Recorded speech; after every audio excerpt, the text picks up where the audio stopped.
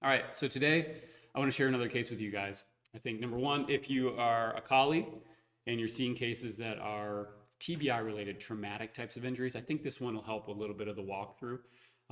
If you're a patient, the the main resonance you might have with this one is especially if someone's dealing with, like we are in this case, more kind of diffuse types of symptoms. So um, the complaint in this case was memory problems, difficulty focusing, um, having a hard time with fatigue and feeling foggy in space and just like describing a thick brain fog, deciding whether or not they wanted to use an antidepressant or an anti-anxiety med. Like this is kind of where they're coming in their path on the way here. So maybe this will resonate with you then as well.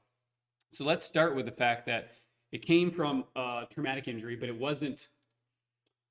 There's a history of several injuries, and then this injury is like not so bad. So the question is like, what is the small thing that broke here, and what is the underlying pathology that came with it? We're going to save a little bit of time on that, and I'm just going to walk through some of what we think about in terms of um, diagnostic process with the eyes. So in this particular case, one of the things the patient was noticing was that there's a tendency toward double vision in certain head positions and with fatigue. So starting from the beginning on that, we looked at just simply finding what is the null position. And if you don't know what a null position is, we define it as basically, is there a position with the head, neck, body, eyes that allows them to be able to have single clear vision? And this tells us where the two eyes in their neutral are able to have a match, so to speak. So that's kind of step one. Is there a place, is there a position that all the signals, the stars align and everything's able to match? And in this case, we found that with a slight head turn to the left and positioning of the eyes to the right in a neutral head position, able to yoke that vision back together and not have it be split in a vertical field. Great, right? So we take that information, we park that to the side. We know that in a static positioning sense, that's where we can live. So then the second thing we want to look at is like dynamically, when you take vision away, how does that affect this null position? How does that affect what the eyes want to do?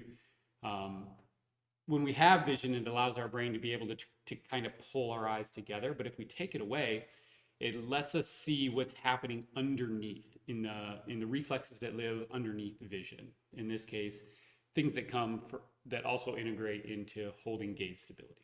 Cool. So I brought those up here. I'm going to show you what they look like. This is recorded. I know the eyes are upside down. They'll flip. This is recorded through video oculography where we're covering the eyes. They're in the dark. There's nothing they can see. And we want to see what the eyes do left alone to their own devices. So when we watch this here, hopefully they flip. And then we see that there's this beating. They drift up and then they pop back down. And they drift up and down, up and down. So they drift up slowly and with a fast phase going down. We name this down beating nystagmus, which is very useful to know. People that are a little bit more seasoned will be aware of the fact that when we think of down beating nystagmus, we are thinking about outputs from the cerebellum, particularly in an area called the flocculus. It's a cool name. Love it. Here we are. So if you look at this image, I don't know if I have my cursor pulled up where you can see it, but in both the middle section and in the right section here, under syndromes of the nodulus and ventral uvula and syndromes of the flocculus and paraflocculus, in both of these lists, you will see downbeating nystagmus as part of the presentation, okay? So combined, we actually have a name for this area. It's called the flocculonodular lobe. And whether static or moving, we have these differences between how our brains, your brain, my brain, we take in information from our periphery, from our visual field, but also from within ourselves, the position of our head and neck, position of our body, the afferents from the inner ear, the information from our eyes, and we mold that all together into a picture of ourselves in space. And with that, when we start to see these drifts of the eyes going upwards and then the recorrection coming back down, this helps us understand that the area of interest is in this floccular system. Now, a key point is that even though we can isolate it down to this flocculus, and by the way, this paper is a 2019 paper, but it's based on the work of Lee and Zee that goes back decades, and we stand on their shoulders to be able to understand these things. But if we can isolate it to the flocculus, we have a floccular syndrome that includes downbeaten nystagmus. Also, though, we want to think about these are output nuclei, meaning they take in information and they project it further in the brain so that we can create motor outputs. So what that means is they're subservient to the information that they get from other places. Meaning this flocculus has to get information from other parts of the nervous system and combine it together and send it forward, which means if there's an injury or an augmentation of a signal that is upstream or presynaptic to it, then we may see symptoms that look like floccular symptoms. Okay, so that's super important. So if we back that out, we can look at these different connections within these systems here, and it's probably looks to you like a bunch of abbreviations, but what it shows us is where we've kind of stained and found these connections can live. So from our perspective, what we decided to do was, based on the injury, I know that there was an acceleration and deceleration of the head, but at a slow speed, wearing a helmet. So there was a force that was driven kind of this direction, like that. So we looked at just simple mobilization of proprioceptors, of joint mechanoreceptors in the cervical spine. What does that mean? It means that we want to do a little bit of mobilization along the vector of the nystagmus, right? So if I think about downbeating nystagmus, my eyes are drifting up. Those are associated with movements of my head and neck in this plane. We know that there's a little bit more stability with the head positioned to the left. So if we do mobilization with the head in that positioning, if we can increase proprioceptive output, or if we can modify a proprioceptive output from an injury to a joint, does that have any effect downstream in the flocculus? That's kind of the thesis we wanted to check. So as part of the orthopedic exam, we do some mobilization of the neck, and we want to see, does that change the nystagmus? So we did that mobilization for a moment, and about 5 minutes later, we went back and decided, let's go ahead and test what's going on with these eyes.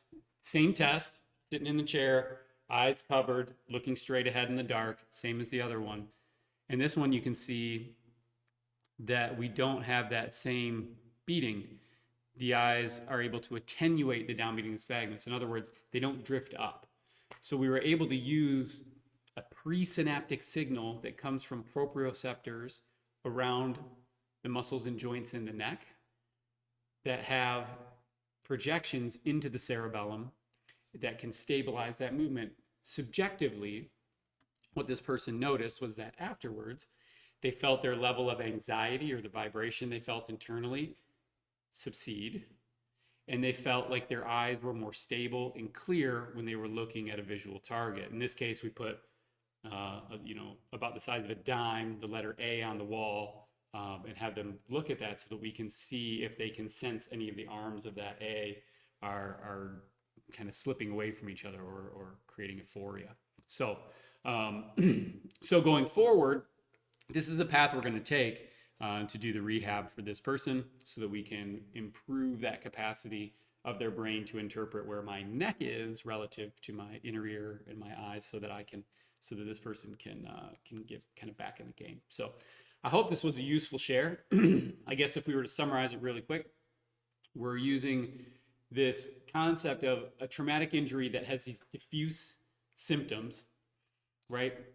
Brain fog, mental acuity, having a hard time focus, real thick fog, feeling depressed and anxious, right? These are not specific types of signs, but through hunting down kind of some of the pathology associated with it, we're able to take the edge off that. We're able to improve the focus both visually and mentally so that this person can kind of rebuild the system.